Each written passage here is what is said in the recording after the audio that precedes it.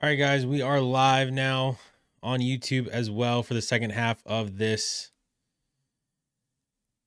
Kentucky versus Michigan State live stream. We will also be doing the Duke-Kansas game later on tonight as well.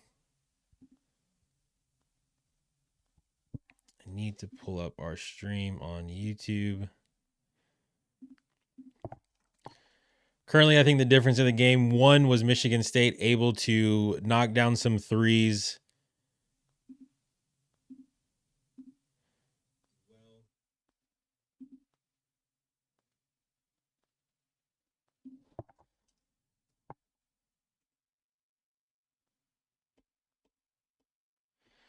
I think the difference here for this game so far has been Michigan State's ability to knock down three-point shots. Kev Paul, thanks for coming back in again. My guy, please follow, subscribe, enter your name in the portal. You could be our person to get us to 2.35 across channels.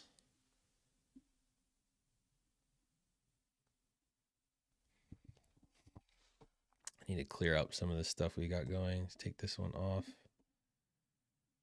What else can go away? This one can go down. That one as well.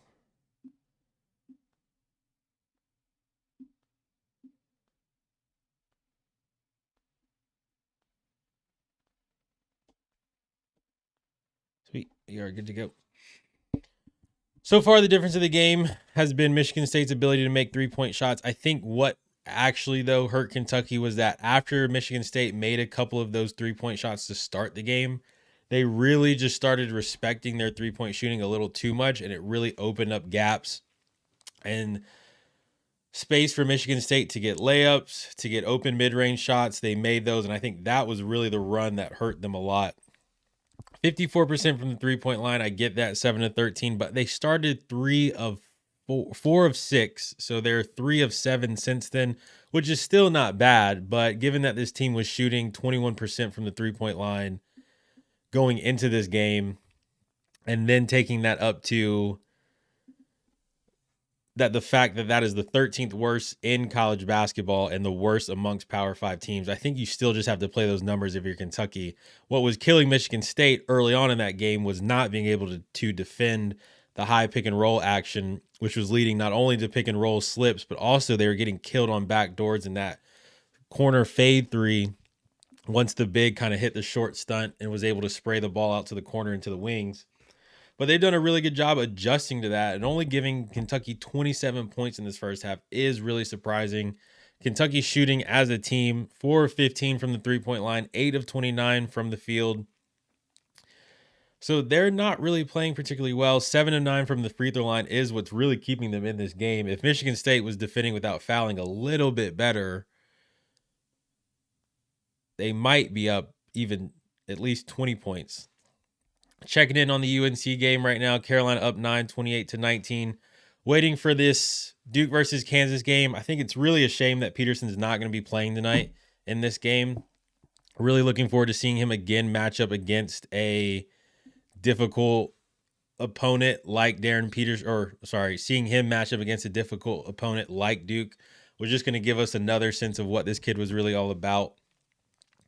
We're starting to see a lot of these guys. Koa Pete had his game against Florida. Boozer's had some really good games, not against super stiff competition unless you want to count Texas on opening night. Caleb Wilson had his against Kansas. And again, I'm not that big on Kansas, especially that game when Darren Peterson wasn't in the game for Kansas. They did not look good at all.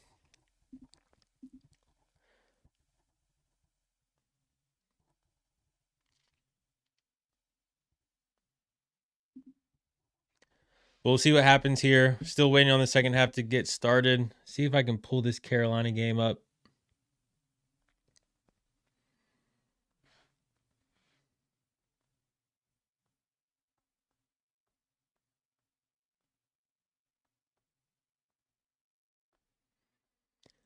Get in the comments. Let me know what you guys are excited for to see on this college basketball night.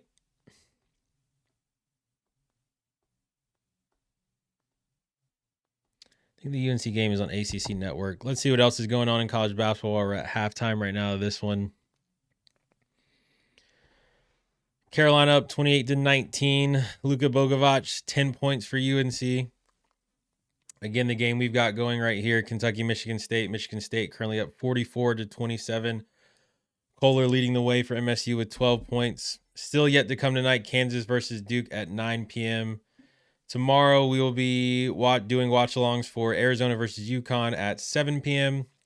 And then 9 p.m. right after that will be the Alabama-Illinois game. Arizona, to me, has been the most impressive team so far.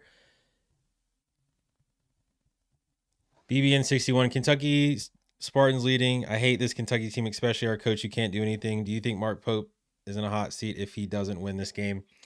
BBN 61, I think the issue right now with this Kentucky team is that they were respecting way too much of what Michigan State was doing from the three-point line. I don't think they're a good shooting team. They're going to have waves, but what was really drawing Kentucky out was that Michigan State made a couple threes, and then they were coming so far out that they were giving up layup after layup after layup. Mark, it's still so early in Mark Pope's situation, and I'll be honest with you, BBN 61, I am a Carolina fan, so where I'm at right now is I would probably much rather have your coach, your roster, and your NIL backing than what we have right now at UNC. Not to say that Hubert's not doing a good job. I just think you guys have a coach who seems to play a certain style.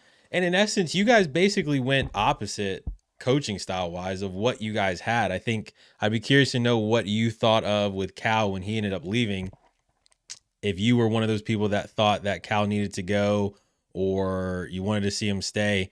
But you've kind of flipped from, and you guys obviously still have super talented players, but Pope and Cal are very different from an X and O standpoint, first and foremost. Cal is not an X and O coach at all. He didn't even try to do it.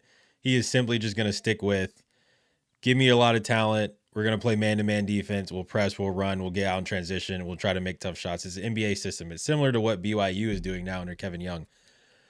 Pope is not like that. And when Pope was at BYU, the team played really solid branded basketball. The problem that I have in talking about this is that the only main BYU game I ever saw was the game in the tournament when they lost in the first round to, I think it was like Colorado State. And they just didn't look great. And Pope still got the job at Kentucky. I think there's an essence of what goes on at Kentucky now was what was going on at Carolina, and that they wanted to keep it in family. They wanted to get somebody who was a grad or had done stuff at the school. And that doesn't necessarily always mean that that's the best coach for the program, for the university, just because they went there. I put it all the time with this. I love my family, but there's a lot of them I wouldn't ever hire to work for me. Like, I love you guys and it's great and I appreciate everything you did, but you don't need to be part of the business stuff we're doing or working with this and that. So I think it's really tough when you look at situations like that, and it always sounds great and it always seems really good, but at the end of the day, it doesn't always mean it's going to work. And I'm not saying Mark Pope needs to be gone, and I don't think he's going to be on the hot seat if they lose this game to a really good Michigan State team that also beat Arkansas. I just think it's probably more so you just continue to have question marks, but it's too early to kind of make that decision on Mark Pope, I think, as far as putting him on the hot seat if they don't win this game. See what else is going on in college basketball. I need to see if I can get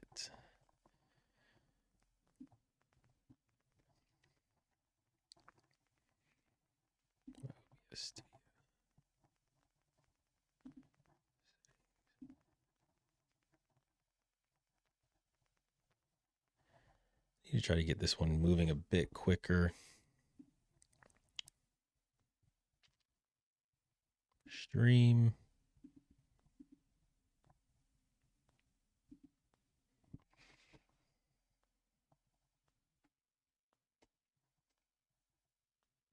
Spartans leading. I hate this. Still waiting on the second half to get back up and going again.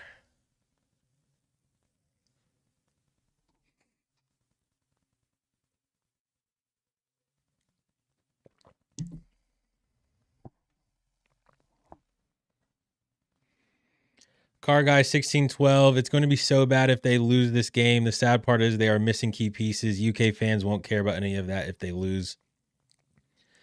No, it's definitely a good point, Car Guy. I don't think Kentucky is a fan base, which I think was what Carolina was at one point. I actually really applaud you guys and what you do and how you hold coaches, university, all that stuff, feet to the fire. Carolina fans, I feel like at this point are kind of just bowing down and letting whatever happens. But no, I think it's a good point. Like nobody's going to care if they are missing players or not. And they are missing, missing Jalen Lowe and JQ, which over the summer, Kentucky fans, anybody thinking about Kentucky basketball understood how important those two guys were going to be to this year and this season of how good they were going to, basically what they were going to be able to get to.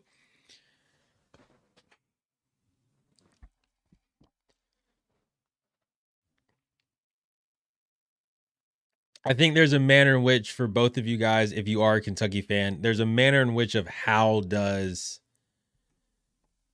if you guys end up losing this game to Michigan State, is it by a blowout and does it continue to go down the way this goes down? I think the Louisville game was tough because you were down big twice, but you came back in both situations to cut the lead. But again, if you're a school like Kentucky, you can't really do moral victories. So it doesn't work like that at the Blue Bloods. Although some Carolina fans would tell you that is okay.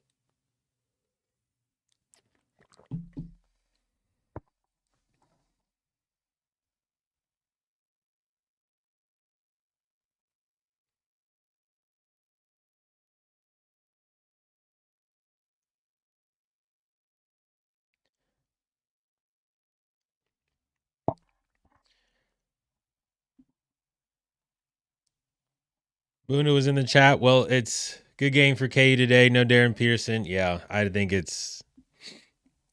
Kansas stands a chance tonight. I think it would have been really tough for them, even if they had Darren Peterson. I think now, obviously, with him out, it's going to be a wrap for that KU team.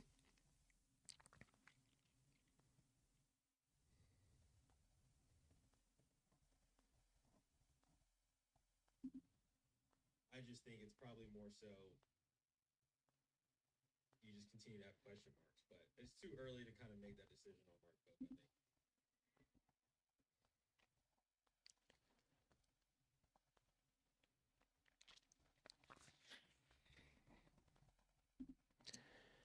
If you're still in, subscribe, enter your name in the portal.